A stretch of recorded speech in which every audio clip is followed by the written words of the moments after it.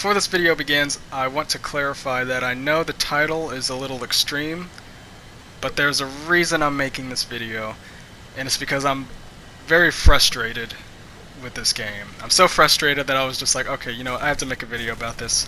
I need to talk about this. I need to get this off my chest. So let's get started. So for those of you that don't know, War Thunder is a free-to-play vehicular combat game that supports cross-platform gaming. So basically that means PS4 players and PC players are playing in the same servers. Now normally I wouldn't have a problem with this, but the way the control scheme is set up, it gives PC players, or at least any player that uses a mouse over a controller, a competitive advantage. How does it give PC players a competitive advantage? Well, I'll explain. So when playing War Thunder, it's important to be able to look at your surroundings and control your aircraft or your tank at the same time. So say you have an enemy plane closing in behind you. If you're playing with a mouse and a keyboard, you can click and hold down a key that will unlock your camera so you could look behind you. Then you could take the necessary maneuver to get out of the enemy's line of sight or the enemy's line of fire.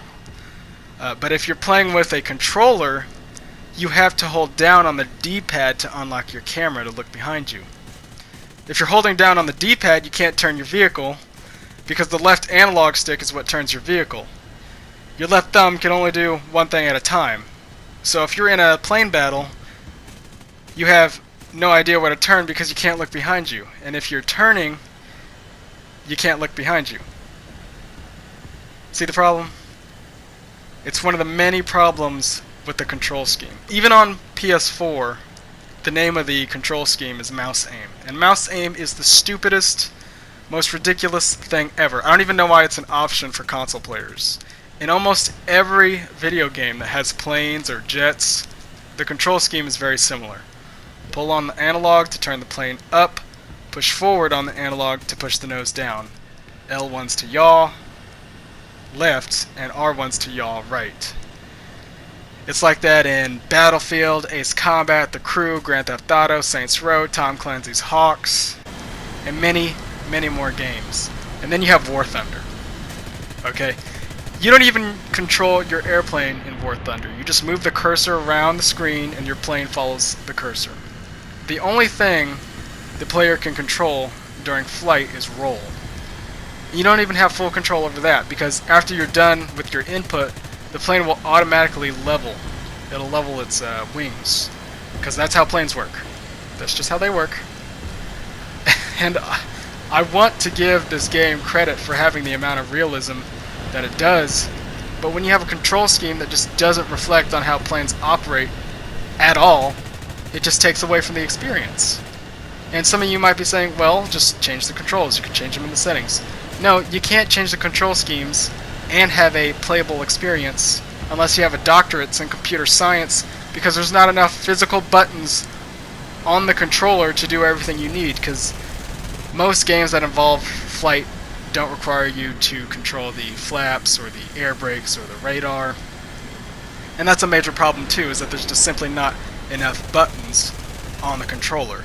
If you're on a PS4, you can see text chat like everyone else, but you can't use it unless you pick a button for it, in which case you have to sacrifice another button. So like me, I click L3 to chat, but now I can no longer use instant radio messages because I had to give that button up. It's ridiculous. And I know I'm aware that I'm looking at things from a console player's perspective. I don't know how difficult it is for a PC player to control planes in these other games.